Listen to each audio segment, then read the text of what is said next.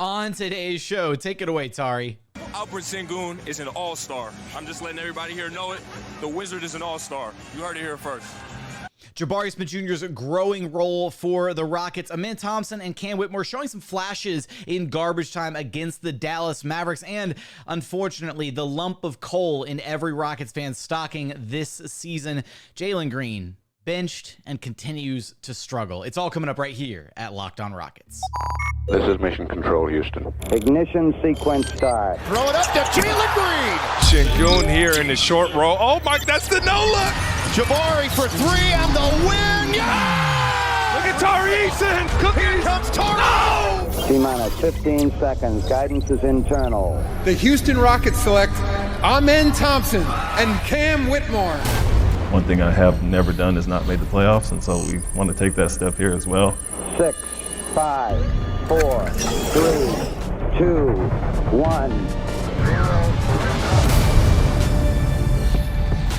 What's up, and welcome to another edition of Locked On Rockets, your daily podcast, home for everything Houston Rockets basketball. As always, I'm your host, Jackson Gatlin, native Houstonian and credentialed media member. I'm also the host of Locked On NBA Mondays. Be sure to follow along on Twitter at JT Gatlin, and the show, of course, at Locked On Rockets, free and available wherever you listen to your podcasts, including YouTube. Just go to YouTube, search Locked On Rockets, like, comment, subscribe, all that good stuff. And as always, thank you so much for making Locked On Rockets part of your day every single day, whether it's on your way to work, on your lunch break, in the gym, while you're sneaking away from your family at Christmas time while they're opening presents and you're listening to LOR like in the broom closet or something.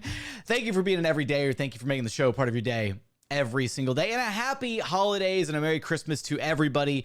We are nearing the end of 2023, so we'll have a New Year episode out. We'll have another Christmassy themed episode out, but I figured I'd get into the Christmas spirit a little early, with the Rockets getting a pair of wins over the weekend against the Dallas Mavericks, a blowout game against a very shorthanded Mavericks team, and then the nail biter against the New Orleans Pelicans, second night of a back-to-back on the road.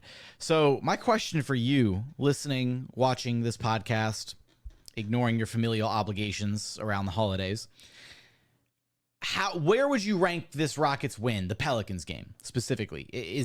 For me, I think it's very squarely somewhere in the top 3 best wins this season for the Rockets. I haven't been able to figure out which order, but it's got to be up there with the first road win against the Denver Nuggets, and then also the home win against OKC. Those are probably some of the best wins of the season for this Rockets team. Alperen Sengun, always career high, career night for Alp. Easily his best game as a professional basketball player in the NBA. He posted 37 points. 37 points. Why am I missing? There it is, 37 points. On 11 of 21 shooting, he hit his only three-pointer. He was 14 of 17 from the free throw line, yet another career high. He had 11 rebounds, 6 assists, 1 steal, 1 block, only 2 turnovers. He was dominant. Tari Eason said it himself, and he's going to say it one more time right here, just for you. Alperen Sengun is an all-star. I'm just letting everybody here know it. The Wizard is an all-star. You heard it here first. Alperen Sengun is playing like an all-star, and he absolutely deserves an all-star selection. I don't know what you want to call it. You look, he's him, okay? He's Himothy Chalamet, he's Himbo Slice, Him Deanna Jones, Big Wizard Himmy Potter, the Him Reaper, President Himmy Carter whipping up sandwiches at Himmy John's, whatever you want to call it. Alperen Sengun is that guy for this Houston Rockets team. And he showed as much in that game against the Pelicans. First off, he showed as much in that game against the Dallas Mavericks, where the Mavs didn't have Derek Lively, didn't really have a big to throw at Alp, and Alp just kind of did whatever he wanted for, an entire half of basketball, and then took a back seat in the third quarter so that the Rockets could try, for whatever reason, to try and get Jalen Green going, and didn't work. So, and then he was dominant in this Pels game. And then when the post-game interview happens and Vanessa Richardson, is asking Alp about the game and whatnot, and Tari Eason, but this was, I believe, before Tari Eason grabbed the mic to say his little piece into the microphone, Alp was giving all the credit to his teammates. He just had the best game of his career against the Pelicans. Didn't matter if Jonas Valanciunas was on the floor. It didn't matter if JRE was on the floor. It didn't matter who was guarding him. The Pelicans had no answer for him. Willie Green said post-game that he had no answer for Alperen Sengun, that they couldn't contain him. And he goes up there post-game, and he gives all the credit to Fred VanVleet, to his teammates, to his coaches. He's not up there parading himself, stroking his own ego, none of that. This is the best guy. This is the best basketball player on this Rockets team, and he went out there and gave credit to everybody else except for himself. That is a winning mentality. That is a star mentality. That's the kind of mentality you want to build your team around. And I'm glad that the Rockets have fully leaned into and embraced Alperen Sengun this season after what feels like him being marginalized, benched, whatever you want to call it, in the last 2 seasons, where the previous coaching staff really didn't believe in him. And from my understanding, there were some serious question marks about whether the front office thought he had long-term potential in this role for the Rockets. And so you have Ime Udoka, who comes in, and Ime hasn't been without road bumps. And I think that's the important thing to note here is Ime it hasn't all been sunshine and roses with Alpi. Just the other game, a couple nights ago, Ime Udoka flat out called out Alperen Sengun for his lack of attention to detail on defense and for his lack of energy and effort to start these games. And yet now you see the response from Alpi and collectively from the Rockets as a team over these last couple games. And this Rockets team has a tendency this season to, they'll have a little rough stretch. They'll lose, a few games in a row, and then they reel off like 5 or 6 wins in a row. So we're kind of at the beginning stages of this next, what is hopefully another 5, 6, 7 game winning streak or something.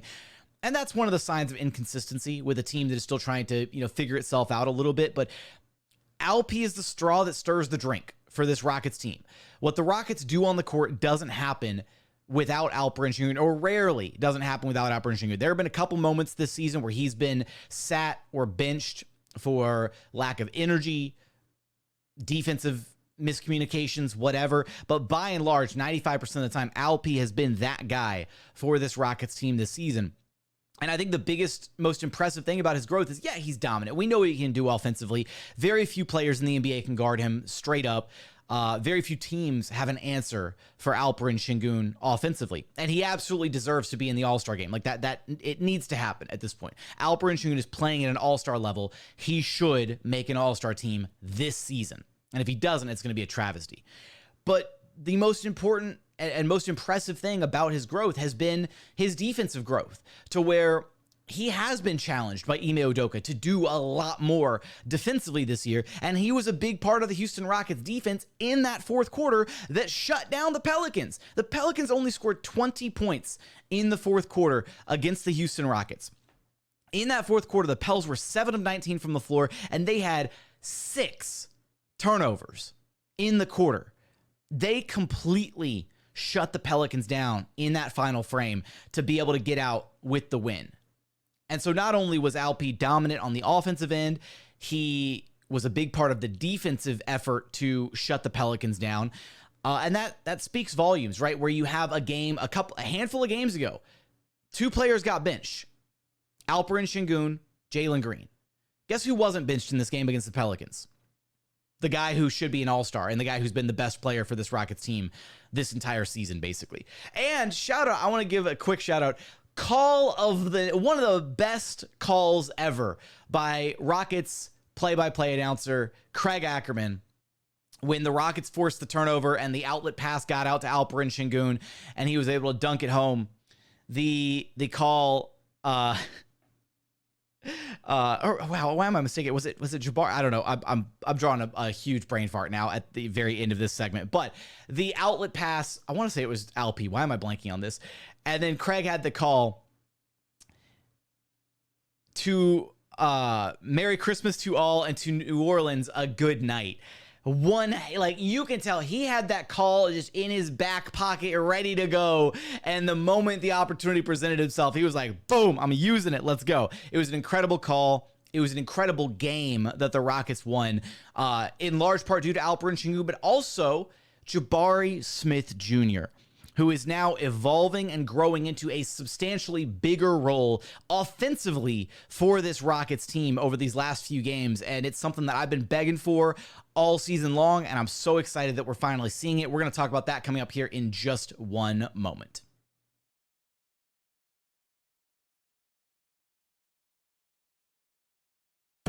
And continuing on here at Locked On Rockets, your daily podcast home for everything Houston Rockets basketball. Forgot to say it in the first segment there, but if it wasn't painfully obvious, Alperen Sengun is your Locked On Rockets player of the game with his career night, his career high 37 points, career high from the free throw line, all of that. I was just caught up in singing his praises and making, my argument for him to make the All-Star team. And again, this Rockets team doesn't have the success that it's had this season without Alperen Sengun taking that year 3 leap the way that he has.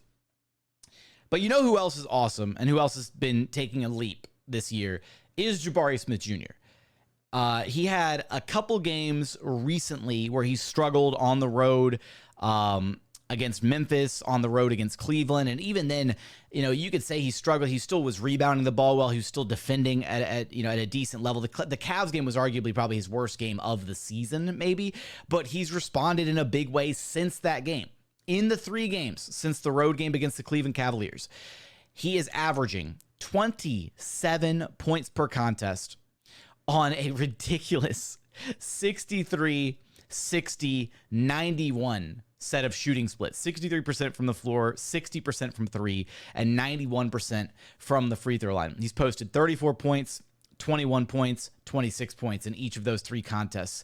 And one of the best developments this season for Jabari Smith Jr. has been the trust that now Ime Udoka has put into him to allow him to be more of a focal point within the Houston Rockets offense. And, I didn't have many gripes about Ime Udoka early on, especially as the Rockets were winning games and things looked good. But it was very clear and pretty evident that Jabari at times was maybe the 4th or maybe even the 5th option offensively for this team, because there were even games where Dillon Brooks was more of an offensive priority, and deservedly so. Dillon's had some really strong performances this season over Jabari Smith Jr. So it made sense, but it was always a little peculiar because it still kind of felt reminiscent of last year at times, Jabari's rookie season, where they weren't really taking advantage of his strengths, which is him in the mid-post area, get him to the middle part of the floor and let him just kind of go to work. And now we're seeing the Rockets actually utilize that, and we're seeing them do it in the way that I was begging for them to do it. So I will run a slight victory lap here because I was begging for the Rockets to just let Jabari be the offensive anchor for the second unit. He has the skills to do it, and now we're seeing what it looks like when Jabari is prioritized more amongst the starters, where he's been more of a focal point offensively for the starters these last few games, but then he's also being the way Ime's staggering his rotations, the way that he's divvying up the rotations over the course of the game. Jabari has been getting opportunities out there with the second unit that weren't previously there for him to be able to be kind of the focal point offensively at times for the second unit, where you've got the 5-out spacing, you throw Jabari out there with any combination of the second unit guys, and you just let Jabari kind of get to the middle part of the floor and let him go to work. And it's working because lo and behold, that's where Jabari's strength lies, is he is not a guy that you want to just exclusively have spotting up from the 3-point line and taking wide open threes, because he is a rhythm player. He has been his whole career. He's been a guy that when he gets going, when he feels the ball in his hands, when he knocks down a couple shots, when he sees a couple free throws go in, then it kind of unlocks the rest of his game to where he looks kind of unguardable out there, because once that 3-ball starts falling, then he really is unguardable because he can get it done from anywhere on the floor. And against this Pelicans team, that's exactly what he did. He was successful for pretty much everywhere on the floor against the Pelicans. Same thing against the Mavericks, and same thing in the game before that against the Atlanta Hawks. He is getting to a place where he's finally looking like the player that the Rockets thought that they drafted back, a year ago, a little over a year ago. And again, I think a big part of it is just his level of comfortability within the offense. He's used that word a lot, when asked post-game after some of these bigger performances, what's changed for you? Are you doing anything different with your shot mechanics? Is it this? Is it that? And his answer is usually pretty consistently, no, I'm just more comfortable out there. And you see a big part of that, right, in some of the decision-making that he has on the floor, the way that defenses will close out to him and he drives, puts the ball on the floor, gets to his comfortable spots, whether it's the mid-range or even at times now, attacking off the catch and driving all the way into the basket. And he's got that ridiculous like wingspan length where he can kind of reach and finish around a defender. Jabari's drives aren't always the prettiest drives, but they're effective now. He is adept at putting the ball on the floor and driving all the way there. It takes him 2, maybe 3 dribbles, and he's right there at the cup. And then he's gotten better at absorbing contact and either finishing over the top of a defender or just kind of reaching and finishing past a defender who can't contest or do anything because Jabari's got that ridiculous wingspan. And when it comes to the mid-range area, that is his bread and butter. That is his comfort zone. You put Jabari anywhere in that 8 to 15 foot range. And I feel like that is one of the best shots for this Houston Rockets team. Every player on this team has their little go-to move, and that is Jabari's go-to move. So much so that you saw him pull up for a midi in transition to where he didn't stop at the 3-point line. He dribbled all the way into a free throw line jumper and knocked it down because that was his comfort shot. So the same way that Ime Udoka has empowered Alperen Sengun to be the best version of himself this year and really leaned into his strengths on the offensive end, identifying, hey, if we run the offense through him, he's either going to get a high-quality look for himself or he's going to generate a high-quality look for his teammates. The same has been done for Jabari Smith Jr., to where now you've got Ime Udoka who is identified, and probably, here's my thing, is I don't necessarily think that it wasn't that Ime didn't know this early on. I just think that this Rockets team has gone out of its way so many different times this season in so many different ways, so many different permutations of how they've tried to address their lineups, their rotations this year, where they gave Jalen about a quarter of the season. They gave Jalen a pretty sizable sample to try and figure it out and be the point man, the lead guy for the second unit for this Rockets team. And it never clicked. There were very fleeting moments where it looked okay, but I do think that there was something, somewhere along the line where Ime was like, okay, Jalen's got about a quarter of the season to figure this out before we switch things up and go to, maybe a different focal point offensively in the second unit, right? And now it's Jabari Smith Jr.'s turn. And as Amen Thompson's minutes continue to creep up, as he continues to get more reps out there with that second unit, Jalen's minutes are going to continue to be reduced. So it took a little bit longer than I would have liked for the Rockets to identify and embrace and empower Jabari to have this role, but you're now seeing what this Rockets team can look like when they prioritize the guys who have efficient means of offense and reliable offense and consistency to their games over Jalen, who has just been wildly inconsistent all season long. Alperen Sengun and Jabari Smith Jr. are looking like the star-studded dynamic future front court for this Houston Rockets team. And again, in theory, Jabari Smith Jr. was a perfect complement to Alperen Sengun when the Rockets drafted him. And now you're starting to see that perfect pairing blossom before your very eyes, to where you can see how Jabari, how his length, how his rebounding, his ability to contest shots at the rim is a perfect complement. And then offensively, right, Jabari, how he can space the floor for Alperen Sengun offensively, how Jabari is learning how to cut when Alperen Sengun has the basketball, how he can just dive towards the rim and Alp can get him the ball, and then Jabari has a head of steam and can immediately, either elevate and finish at the rim or just pull up for a midi because his defender was late to the punch. Because now Jabari doesn't have to create dribble drive, attack, whatever, to generate his shot. He can just have that little, cut in, boom, Alpi finds him with the ball. It's easy money. You're seeing that pairing start to really blossom and come together. And it's really, really exciting because those two look really good. And you kind of see these really impressive flashes where you're like, oh yeah, Sengun's playing like an all-star right now.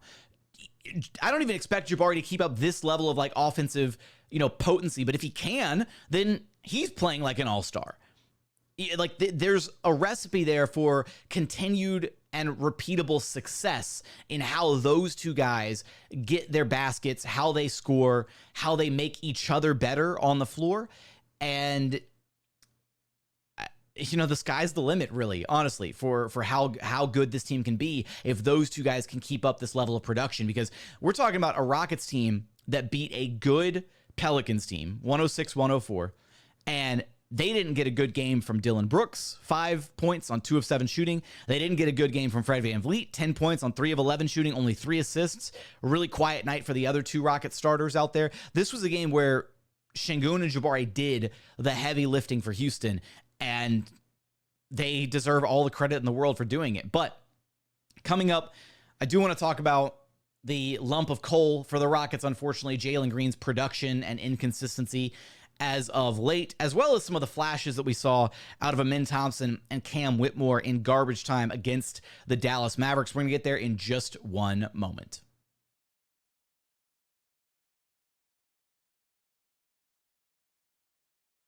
And final segment here at Locked On Rockets, your daily podcast home for everything Houston Rockets basketball. Let's go with the milk and cookies before we get to our lump of coal here in the final segment.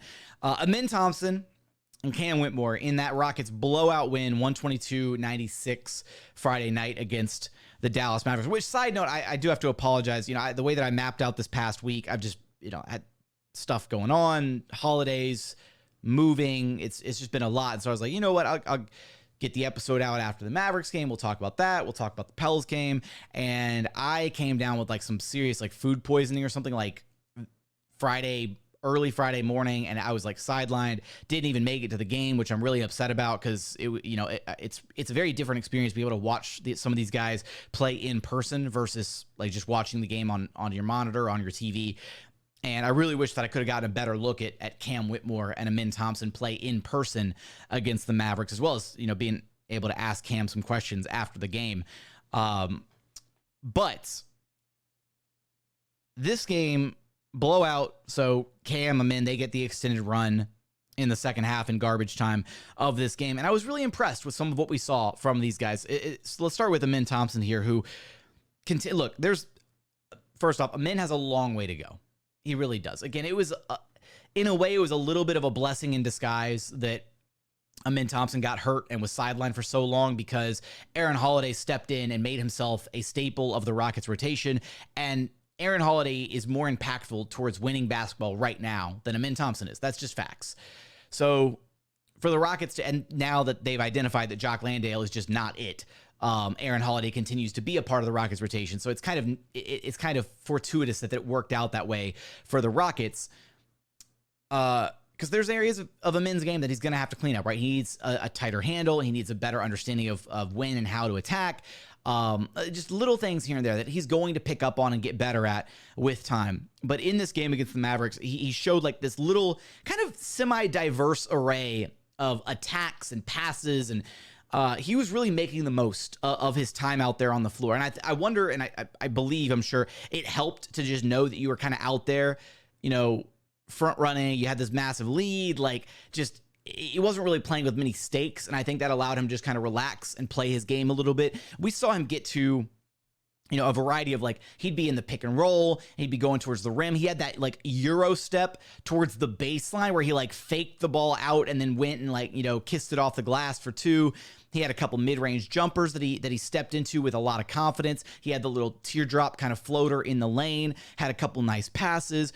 We saw some serious flashes from Alperen Thompson, and it's just enough where you're it's there, he's gonna get it figured out. And again, he has only played in a handful of real basketball games this season. He's only in his second or third game back, coming back from the ankle injury and then getting, catching the flu or whatever illness was running around the Rockets locker room. So this is really still the early part of the season for Alperen Thompson. And, this Rockets team is struck with this really difficult decision or a difficult, directive this season they want to win games, but they also still have to develop these young guys.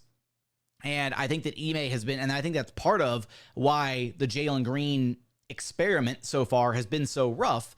And so to a lesser degree, Alperen Thompson is, you're routinely committing reps to a guy that you know at this point is going to struggle, and you're just trying to let him kind of play through some of these struggles. The Rockets kind of were letting Amin Thompson get his feet wet early on in the season, and even though they had a guy in Aaron Holiday who was probably a better fit, a more complementary fit, a piece that would directly impact winning a bit better early on in the season, they wanted Amin to get those reps. They wanted him to go through the trial and error of learning how to play with this team, because they're going to need him down the line, right? It's kind of that decision for missing out on the short-term gains for long-term success. And they're kind of doing that on a much bigger scale with Jalen Green currently. More on that in a moment. But really liked what we saw out of Amin Thompson. He continues to, the game will continue to slow down for him. He has a good feel for it. He makes good reads. The biggest thing for the Rockets is they have to figure out a better like pick and roll partner for Amin Thompson with that second unit.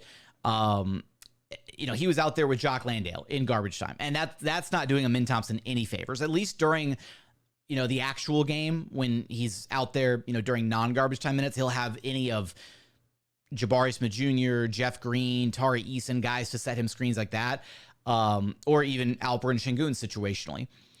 And those guys are a lot more effective as screen and roll threats than Jock Landale is. So that's the one kind of disservice of playing that garbage time with Jock, and he still made it look good. And then Cam Whitmore, man. Cam is insane, y'all. Like he legit that lob where he caught the ball and dunked it and had to duck under the backboard to not hit his head as he went sailing past the basket, completed the lob, and again had to duck his head under. He really has an argument for the most athletic guy on this Rockets roster. He really does.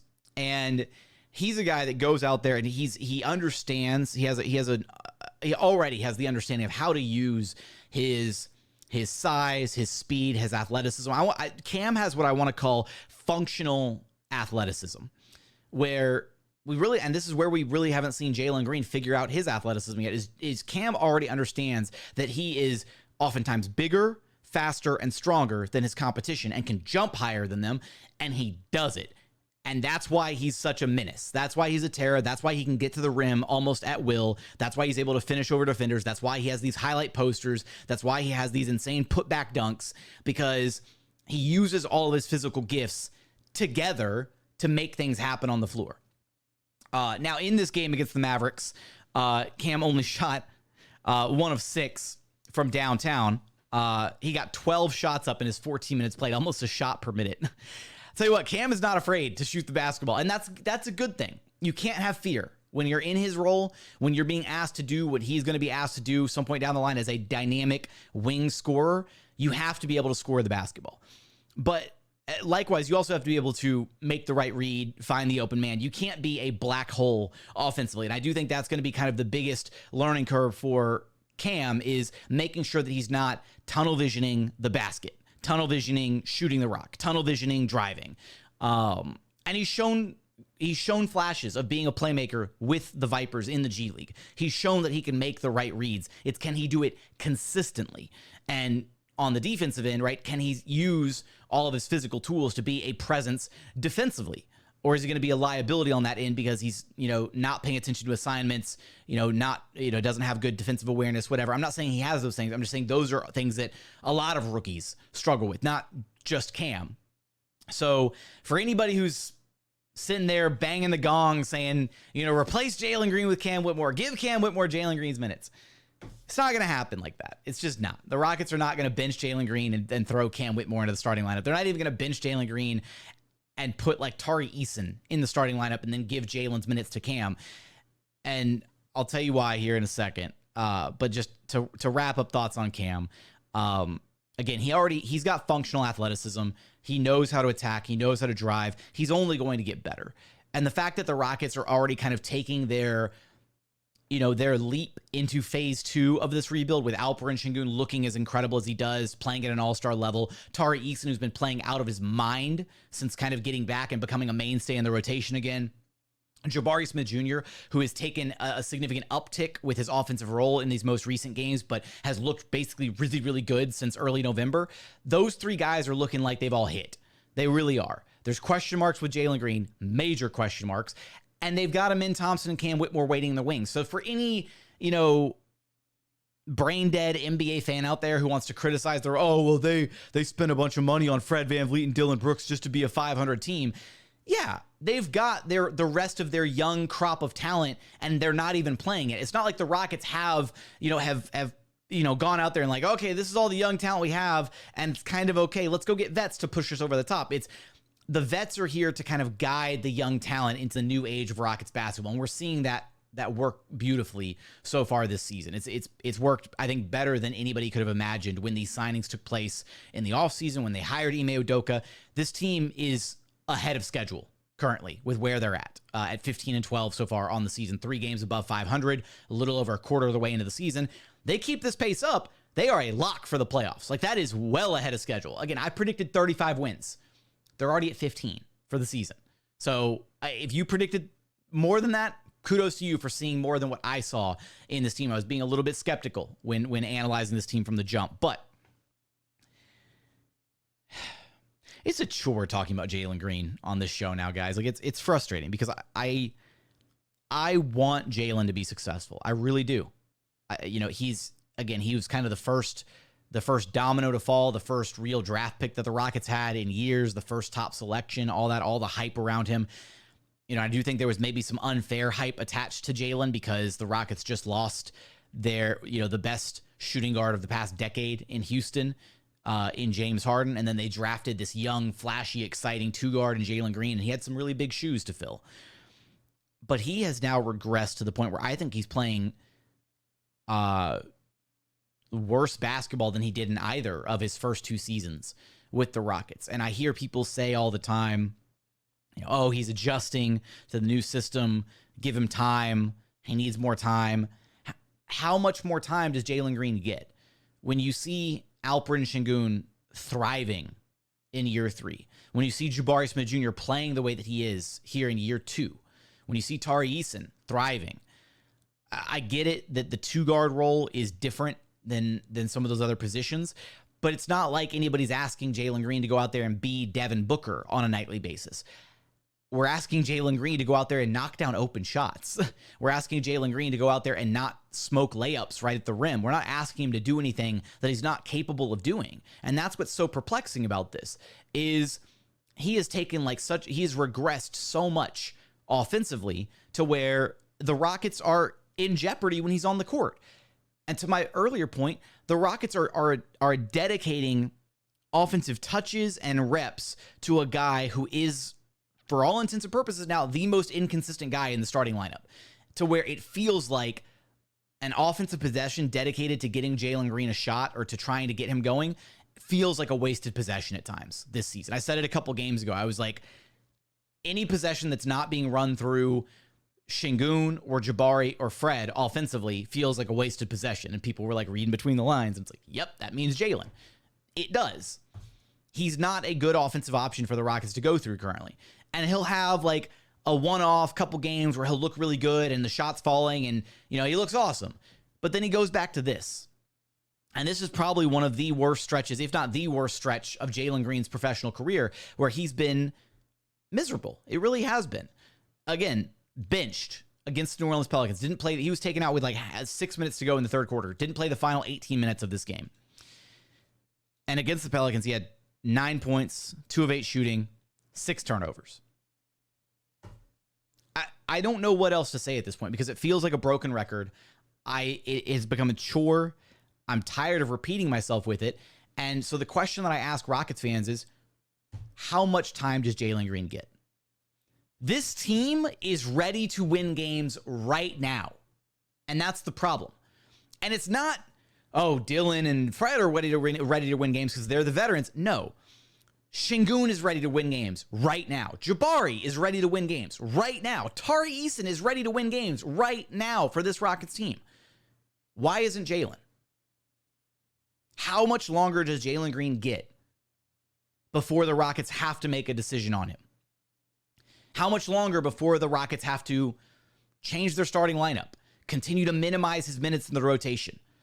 And we're already seeing the minutes being minimized, right? Amin Thompson is going to continue to, his minutes are going to gradually, slowly increase. He's going to take over those ball handling duties in the second unit. We're already seeing that happen with Jalen. We're already seeing Ime pivot and grant Jabari the kind of offensive focal point role with the second unit. We're already seeing slight changes being made where the Rockets are pivoting away from Jalen Green. And again, this year was so important because Jalen Green and Alperen Sengun are both extension eligible this offseason. If Jalen Green asks for $30 million a year right now, are you giving it to him? I'm not. There's no way. The way that he's played so far this season, absolutely not. I'm not giving him a rookie max extension or even somewhat below the max. It doesn't make sense at this point. And that's why myself and people who have been so critical of Jalen and trying to figure out what is going on there, this is one of the main reasons, because when it comes to building a championship team, you make one false step, you don't maximize your assets when they're you don't trade a guy when you should be trading. And again, I'm not sitting here advocating trading for Jalen Green. I'm just saying it's something that's probably going to have to be in the cards for the Rockets this season if he doesn't turn things around. Because the Rockets have enough internal data. They've seen him enough at practices. They've seen him in games. They know how he fits or how he doesn't fit with the rest of these players on the team. The Rockets might be out. There could come a time when the Rockets are out on Jalen Green. That doesn't mean all other 29 teams are out on Jalen Green. There might be a team out there that doesn't have a young potential star candidate who the Rockets might be able to trade Jalen Green to and get some assets back for, a team that might want to take a flyer on him. And what my argument has been is that if Jalen Green continues to play the rest of this year the way that he has through this first quarter of the season, wildly inconsistent, turnover prone, bad basketball, easily the weakest of the Rockets' 5 starters this season. If he continues to do that, then every single game that it continues to happen, his potential trade value just decreases ever so slightly, game by game by game by game. And I can't imagine a world where if the Rockets do hold on to him and they go to this upcoming summer and he's extension eligible, whatever, I can't imagine a world where they can trade Jalen this upcoming offseason and get back any semblance of value for him. So I really do think if the Rockets are going to decide if they want to keep Jalen Green around long term, I think their best possible chance to trade him and actually get something back for him, something of tangible value. Couple draft picks, maybe another young prospect that isn't quite working out, maybe 2 guys who just need like a change of scenery, that kind of thing, or trade him for a veteran kind of role player and some draft capital, whatever it would look like, whatever the trade would look like. I think your only opportunity to do that is this trade deadline. And there's going to be a lot of Rockets fans who push back on that. There's going to be a lot of Rockets fans who say, oh, well, give him time. He's trying to adjust to a new system, all that. And again, I ask you, how much time do you give Jalen Green? Because this Rockets team is ready to win games right now. So how much more time does he get? That's going to do it for today's episode. Had to get to the coal last, but this Rockets team is ahead of schedule. There is a lot to be excited about with this team as we kind of pass up the holiday season, as we get ready and prepared to enter the new year. I do appreciate you guys rocking with the podcast. December's been a little bit of a tough month with just so much that I've got going on, but I do appreciate you sticking with the show. It means the world to me. I wish you and yours a happy holiday season, a Merry Christmas, all of that. But as always, thank you so much for watching the show. Thank you so much for listening. And we look forward to having you back right here at Locked On Rockets, your daily podcast home for everything Houston Rockets basketball.